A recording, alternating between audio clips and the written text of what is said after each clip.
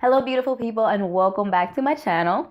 I'm Alexandria Ashcroft, and I am a romance author. Welcome to day 6 in my 7 days of Sinn countdown to Valentine's Day, where I share inside the mind, behind the pages, tips and thoughts on my newest full-length novel, Sinnful, which is available for purchase on my website, Amazon, and other major retail outlets. So check your favorite. Okay. So each day I've kind of been focusing on one topic. My first video was basically kind of the origins of Sinnful. So there's a prequel before Sinnful that started the whole journey. And I shared that, so check that video out. I talked about the main characters, Devlin and Lacey. I talked about plot. I talked about climax. And yesterday I talked about show, not tell. Today, we're going to talk about transitions today. So most of the tips and tricks that I've been sharing have kind of been tips and tricks on editing, the editing process, and how I approach editing and writing in general, and writing with the mindset that eventually you'll have to edit. So kind of setting yourself up for success in that way. But transitions are, to me, they're really, I'm trying to think of like the right wording to use here. They're really like the glue to your story. They tie in the character's inner journey, the plot, the subplots. The transitions link the beginning to the middle, back to the beginning, to the end. It's foreshadowing. It's reminiscing back on things that happened already. It's telling you or hinting at things that might happen in the future. It's moving from one scene to the next scene to the next scene. So scene 1 might actually have transition material to get. So when you get to scene 3, you're like, oh, that's why she said that back there. Yeah. So transitions really are like, they're what makes a story like, oh, that was a good story, to like, that was a great story. That's my opinion about the power of transitions. So I've mentioned this in previous videos, but the final copy of Sinnful, this copy right here, is draft 7. So there were 6 drafts before the final draft. And up until this draft, it just didn't feel quite right to me. There was something missing. It just wasn't quite right. And what it was missing were the transitions. It was missing the tie and the connection, and that in and of itself, just setting that up, creates depth, in my personal opinion. It creates depth of story and connectivity. Really just trying to think of it. It's like a well thought out story. So that's what transitions kind of translate to me.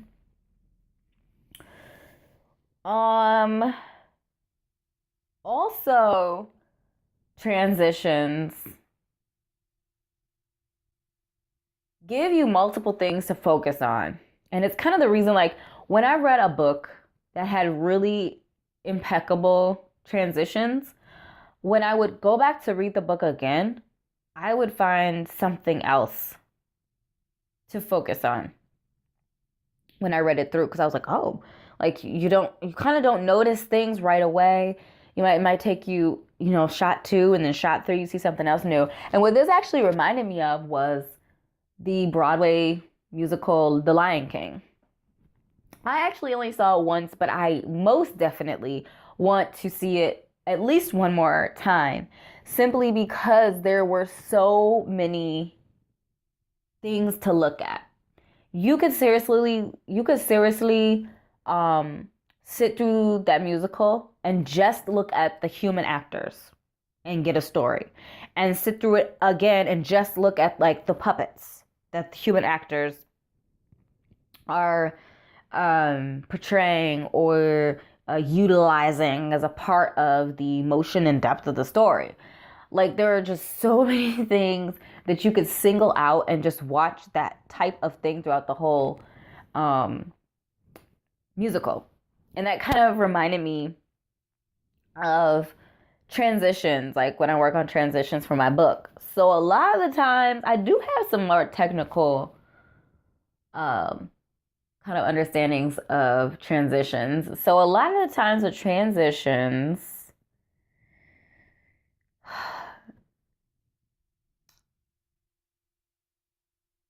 often I feel like the best transitions do a really good job of pacing. It's about pacing, timing, foreshadowing, reminiscing, like those kind of 4 elements.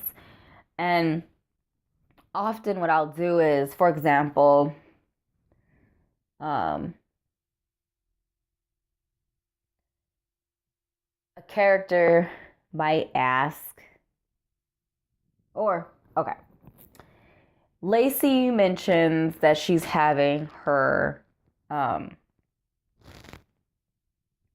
Valentine's Day singles mixer.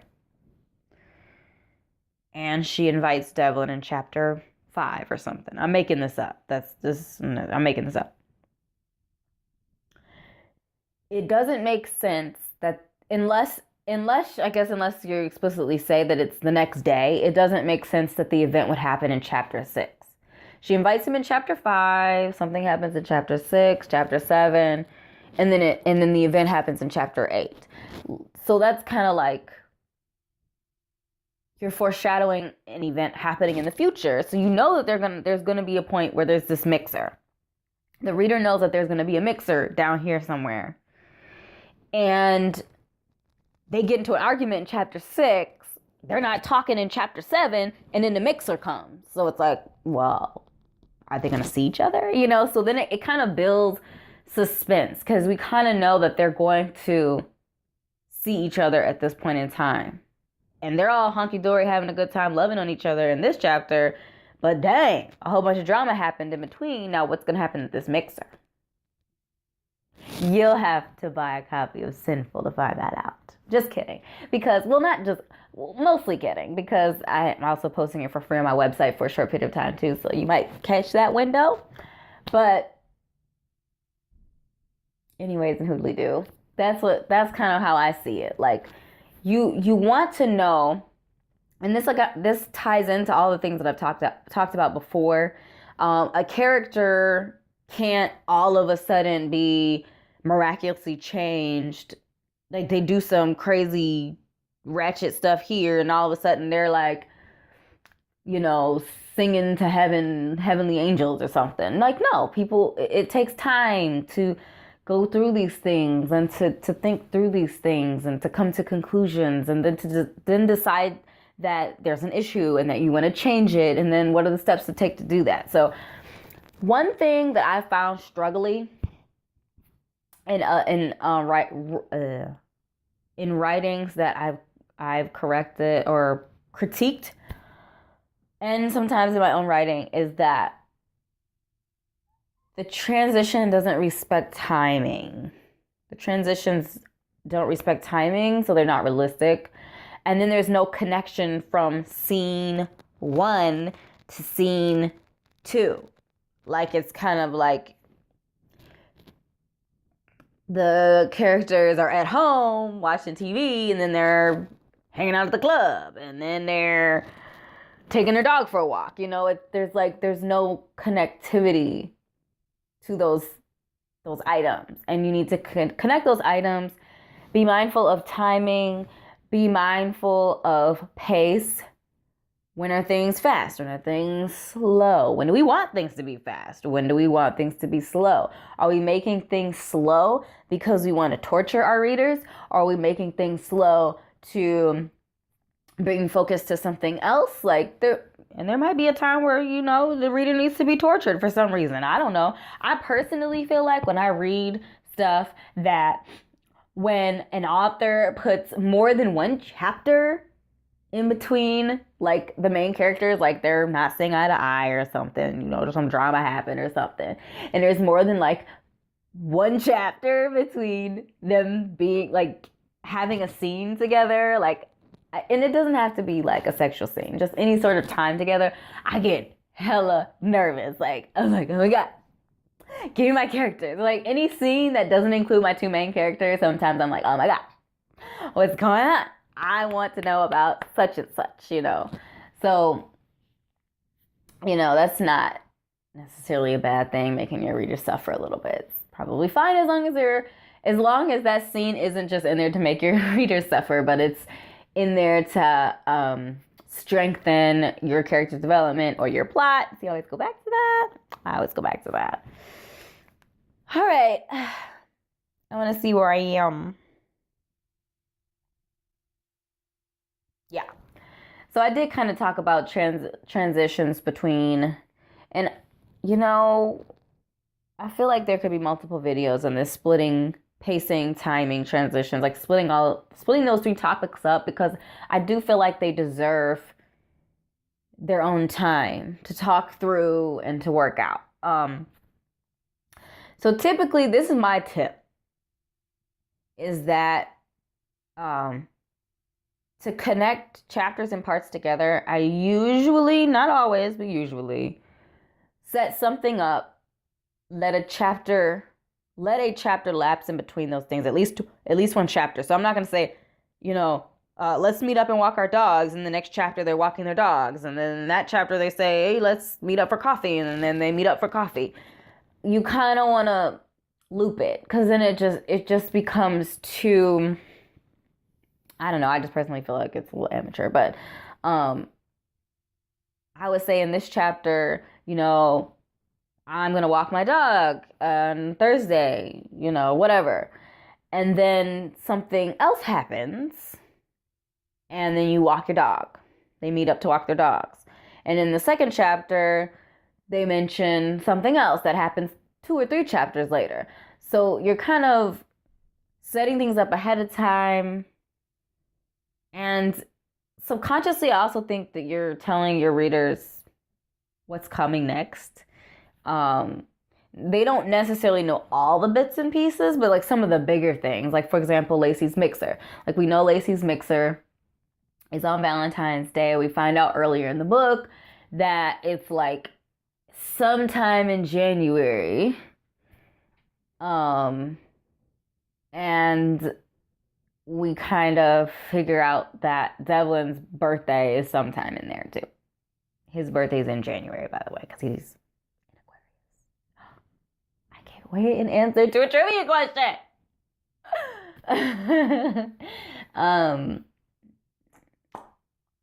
But yeah, transitions. Yeah, I think I want to spend a little bit more time on this and use more examples, because I mean, sometimes there is a time and place to, like, say something's going to happen, it happens in the next chapter. For example, in Sinnful, right after kind of the big cusp point of meeting, Devlin invites Lacey to ride with him on his motorcycle the following morning. And so it's literally the next chapter, I think. No, actually, it's not. There's a chapter in between that, because he's got to work some things out with the MC, and then, or does he? You know, I don't even remember. There's either a chapter between it, or it's the following chapter. I think there's a chapter between it, though, because we got to make you wait. We got to make you wait. We got to make him wait. We got to make her wait. We got to make everybody wait, because waiting creates... it builds intrigue and intensity, and it's good. It's good to wait and be patient, personally, for good things to happen. All right. So I think that's all I had about transitions at this point in time. I definitely want to revisit that topic, so I feel like it will come back. If you like this video, found it interesting, make sure you give it a thumbs up and subscribe if you're not already subscribed. subscribe to my channel, follow me on Instagram, because I do post regularly and I interact regularly and am available for interaction on Instagram if you have anything for me. I have my Instagram or my little series called Ask Alex on Instagram where I answer your questions. So if you have any questions for me, make sure you email me or slide into my DMs. I know what you're thinking, not like that, okay? So now we have our trivia question. I'm gonna grab up the trivia question for the day. So in both Lacey Sinn and Sinnful, there were situations or times that Devlin knew a word or knew of something that surprised Lacey because he's like this bad boy biker guy, and she was really surprised that he knew what word is something that was mentioned in Lacey Sinn. It's also mentioned in Sinnful. So either one of those, you just have to pick one of those. So either the word from Lacey Sinn or the word from Sinnful, and let me know what word that Devlin knew that Lacey was shocked by. All right, so there's going to be a link below with the survey of all the trivia questions for the week. So make sure you attack those. All correct answers will enter you to win awesome prizes like this mug and ebook copies of Sinnful. And I also have a couple of shirts with some quotes from the book as well. So thank you so much for joining me. Have a fabulous day, and I will see you tomorrow for the final day in 7 days of Sinn. Take care.